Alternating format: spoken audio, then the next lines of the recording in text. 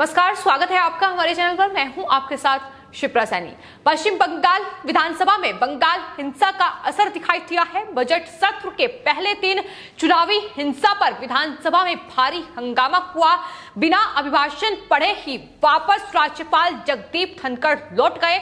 वहीं आपको बता दें, ममता बनर्जी के सामने बीजेपी विधायकों ने जय श्री राम के नारे लगाए और सदन से वॉकआउट कर दिया। तो पश्चिम बंगाल में चुनाव खत्म होने के बाद विधानसभा के बजट सत्र की शुरुआत हुई। विधानसभा के बजट सत्र का पहला ही दिन ममता बनर्जी के लिए काफी मुश्किलों भरा रहा। सत्र जैसे ही शुरू हुआ, बीजेपी विधायकों ने नारेबाजी शुरू कर दी, ममता सरकार के खिलाफ हल्ला बोला और जाहिर तौर पर बंगाल में जिस तरीके से चुनावी हिंसा हो रही है उसको लेकर बीजेपी विधायकों ने ये कड़ा विरोध जताया है और सदन से वॉकआउट किया है। जाहिर तौर पर बंगाल में जो हालात बने हुए हैं उसको लेकर बीजेपी विधायकों में ममता बनर्जी सरकार के खिलाफ काफी गुस्सा और नाराजगी है।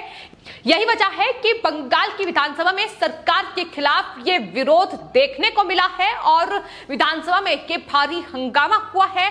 आपको बता दें, जैसे ही राज्यपाल जगदीप धनखड़ अभिभाषण पढ़ने के लिए उठे, वैसे ही टीएमसी और बीजेपी विधायकों के बीच जोरदार हंगामा हुआ।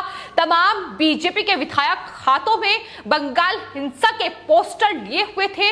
बंगाल हिंसा के पीड़ितों की तस्वीर उनके हाथों में थी और ममता बनर्जी के खिलाफ ये विरोध बंगाल की विधानसभा में उन्होंने दर्ज कराया और इस वजह से राज्यपाल जगदीप धनखड़ पूरा अभिभाषण नहीं पढ़ सके। महज 4 मिनट के अंदर उन्होंने अभिभाषण पढ़ा और वापस सदन से लौट आए। तो ये फिलहाल आज के बजट सत्र के पहले दिन की तस्वीर थी पश्चिम बंगाल में, जो साफ तौर पर ये बयां कर रही है कि किस तरीके से पश्चिम बंगाल में हिंसा हो रही है और बीजेपी ने अब ममता बनर्जी के खिलाफ मोर्चा खोल दिया है। हालांकि आपको बता दें, राज्यपाल जगदीप धनखड़ के साथ भी जो तकरार ममता बनर्जी की चल रही है, चूंकि लगातार राज्यपाल ममता बनर्जी के कार्यों पर सवाल उठा रहे हैं, बिगड़ती कानून व्यवस्था को लेकर पश्चिम बंगाल की मुख्यमंत्री से सवाल कर रहे हैं।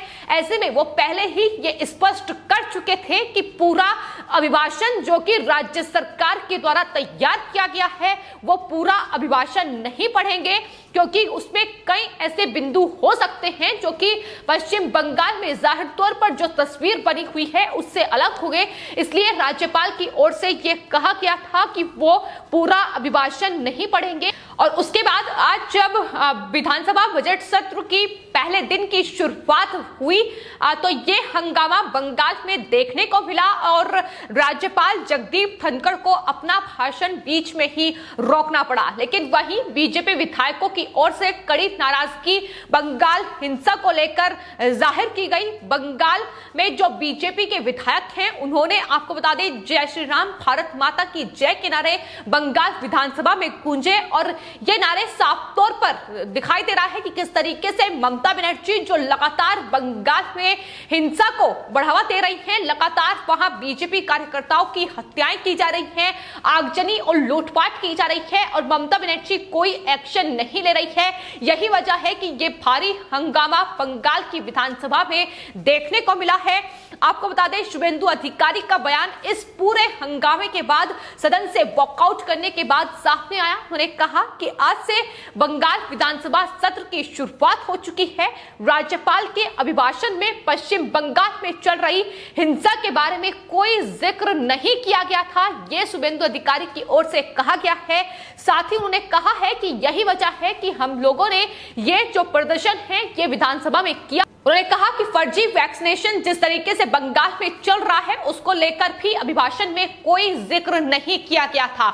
यानी राज्यपाल की ओर से जो अभिभाषण पढ़ा गया वो कहीं ना कहीं तमाम जो चीजें पश्चिम बंगाल में चल रही हैं उस पर नहीं था, बल्कि आपको बता दें जो अभिभाषण होता है वो राज्य सरकार लिखती है और उसमें राज्य सरकार की तमाम आने वाले वक्त में क्या योजनाएं होंगी इसका जिक्र किया जाता है, क्या राज्य राज्य सरकार की उपलब्धियां हैं, क्या कामकाज उनके द्वारा किए गए हैं, उन तमाम योजनाओं का जो खाका है वो अभिभाषण में होता है। और राज्यपाल जगदीप धनखड़ यही वजह है कि इसका विरोध कर चुके हैं कि वो पूरा अभिभाषण जो है मुख्यमंत्री का बंगाल सरकार का वो नहीं पढ़ेंगे।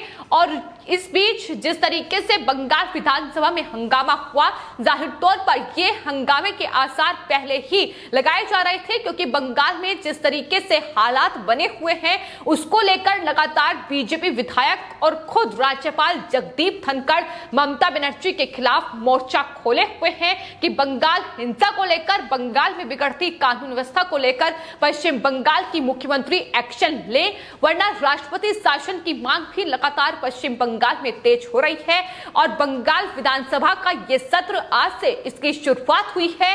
7 जुलाई को इसमें बजट सरकार पेश करेगी, लेकिन उससे पहले जो आज का दिन था, पहला दिन था, वो सिर्फ 5 मिनट में, आपको बता दें ये पूरा जो पहला दिन था ये खत्म हुआ। सिर्फ राज्यपाल ने अभिभाषण पढ़ा और अभिभाषण का पहला पन्ना और आखिरी पन्ना ही राज्यपाल पढ़ पाए। उसके बाद जिस तरीके का हंगामा विधानसभा में देखने को मिला, उसको लेकर कहीं ना कहीं ममता बनर्जी की मुश्किलें बढ़ रही हैं, क्योंकि इस बार विधानसभा में सामने विपक्ष के नेता के रूप में शुभेंदु अधिकारी हैं, जो कि अब तक टीएमसी का हिस्सा रहे हैं, लेकिन अब इस विधानसभा में टीएमसी के सामने शुभेंदु अधिकारी होंगे, जो कि ममता बनर्जी के तमाम जो भ्रष्टाचार हैं, तमाम जो घोटाले हैं, उनको बखूबी तरीके से जानते हैं। और यही वजह है कि शुभेंदु अधिकारी ने ममता बनर्जी के खिलाफ मोर्चा खोल रखा है। उनका साफ तौर पर यह कहना है कि बंगाल हिंसा को लेकर कोई कार्रवाई नहीं की गई है। ये हिंसा जिसका जिक्र पूरे विश्व में हो रहा है, लेकिन बंगाल हिंसा का जो जिक्र है वो अभिभाषण में ही नहीं किया गया है। यह शुभेंदु अधिकारी की ओर से बयान आया है। उन्होंने कहा है कि चुनाव के बाद हुई हिंसा एक बड़ा मुद्दा है और बीजेपी आखिर तक इसके लिए लड़ती रहेगी। तो ये टोटूक जवाब शुभेंदु अधिकारी की ओर से ममता बनर्जी और टीएमसी सरकार को दिया गया है।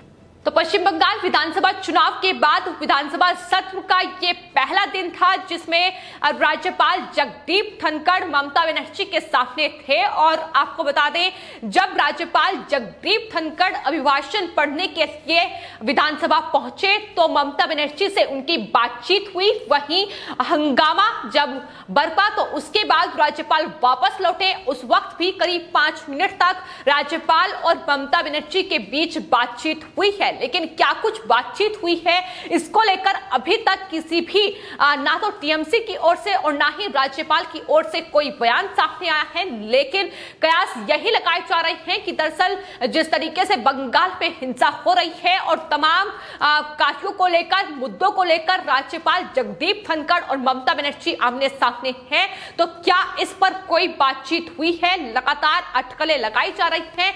लेकिन आपको यह भी बता दें कि टीएमसी ये भी कह चुकी है कि वो बंगाल विधानसभा में राज्यपाल को हटाने के लिए प्रस्ताव लाएगी। बंगाल से राज्यपाल जगदीप धनखड़ को हटाया जाए, इसकी मांग वो केंद्र से करेगी। तो ये तकरार है जो लगातार बढ़ रहा है। लेकिन इस बीच ये बातचीत हुई है, क्या ये बातचीत कोई रंग ला पाएगी ये देखना होगा। लेकिन फिलहाल जो बंगाल में स्थिति बनी हुई है, जितनी भयावह स्थिति बंगाल में है, लगातार उसको लेकर ममता बनर्जी की मुश्किलें बढ़ रही हैं। और बंगाल विधानसभा में ममता बनर्जी क्या कुछ मुद्दे रखेंगी, किसको लेकर बातचीत होगी। आपको बता दें, इस विधानसभा की सत्र की शुरुआत होने से ठीक पहले शुभेंदु अधिकारी गृह मंत्री अमित शाह से भी मुलाकात कर चुके हैं। राजधानी दिल्ली में उनकी मुलाकात हुई थी और उसमें यह माना जा रहा है कि शुभेंदु अधिकारी ने विधानसभा सत्र में बीजेपी की ओर से कौन से मुद्दे उठाए जाएंगे, क्या कुछ तैयारी उनकी तरफ से की गई है, इसको लेकर गृह मंत्री अमित शाह को जानकारी दी गई थी। इस वक्त बंगाल में जो सबसे बड़ा मुद्दा है वो बंगाल हिंसा को लेकर ही है। बंगाल हिंसा पर ममता बनर्जी कोई एक्शन नहीं ले रही है। इसके अलावा फर्जी वैक्सीनेशन पर लगातार जिस तरीके से भ्रष्टाचार कोरोना महामारी में हो रहा है, उसको लेकर भी विधानसभा में बीजेपी जो कि विपक्ष के रूप में इस बार टीएमसी के सामने है, वो ममता बनर्जी को घेरेगी।